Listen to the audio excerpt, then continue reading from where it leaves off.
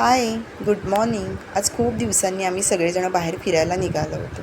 त्यामुळे आम्ही सकाळी लवकर उठून छान असे रेडी झालो होतो आणि त्यानंतर आम्ही आमच्या बिल्डिंगच्या खाली येऊन थांबलो होतो, कारण आमच्यासोबत अजून दोघंजणं येणार होते. तर लाडोबाला फिरायचं म्हटलं की खूपच एक्साइटमेंट असते. त्यानंतर आम्ही स्टेशनला आलो.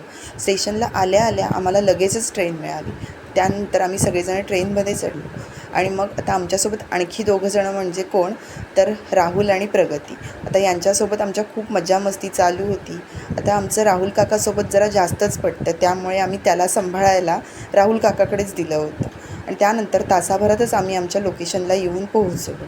ट्रेन थांबल्यावरती आम्ही सगळेजण ट्रेनमधून खाली उतरलो. आता आजचं आमचं लोकेशन होतं आडगाव. आडगाव या गावात आल्यानंतर आम्ही लगेचच ऑटोने आमच्या फायनल लोकेशनला पोहोचलो. तर आम्ही आज रिसॉर्टला आलो होतो, हिडन विलेजला. त्यानंतर तिथे बाहेर एवढी शांतता होती, इतकं सुंदर असं वातावरण होतं.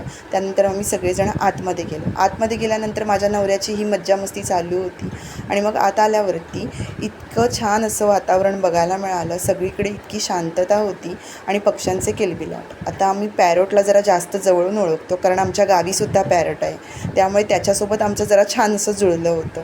मग इकडे तिकडे आम्ही थोडा वेळ फिरलो आणि त्यानंतर हे सुंदर सुंदर पक्षी आम्हाला बघायला मिळाले. बदक. आता बदकावरती आम्हाला बसायचं होतं, म्हणून बदकाचं शेपूट धरून आम्ही पाठून फिरत होतो. पण त्यानंतर खूप सारे पक्षी आले तिकडे, पण बदकच आम्हाला खूप जास्त आवडलं होतं, त्यामुळे आम्ही बदकाला जास्त वेळ बघत होतो. आता खूप सारे पक्षी होते, त्यात हे नवीनच पक्षी बघायला मिळाले. त्यांचं नाव काय ते आम्हाला माहीत नाही, पण मस्त होते. आणि मग हे सगळं झाल्यानंतर आम्ही आल्या आल्या पहिला नाश्ता करण्यासाठी थांबलो होतो. नाश्ता करताना लाडोबा स्वतःच्या हाताने खात होता. तर सगळेच जणं खात होते, म्हणून त्यालासुद्धा स्वतःच्या हातानेच खायचं होतं. मग नाश्ता वगैरे आवरलं आणि त्यानंतर मग आम्ही हात धुण्यासाठी बेसिंगजवळ आलो. बेसिंग आमच्या उंची एवढाच होता, त्यामुळे हात धुवायला खूपच मज्जा येत होती. त्याचं सगळं आवरल्यानंतर आम्ही आमच्या रूमच्या दिशेने जाण्यासाठी निघालो. वाटेतच इतकं सुंदर सुंदर दृश्य बघायला मिळालं. नदी होती, नदीत असणारे खूप सारे मासे. लाडोबा हे सगळं खूपच एन्जॉय करत होता, म्हणून आम्ही थोडा वेळ नदीजवळच थांबलो होतो. तर राहुल काका आम्हाला सांभाळायला होता, त्यामुळे आम्हाला कसलंच टेन्शन नव्हतं.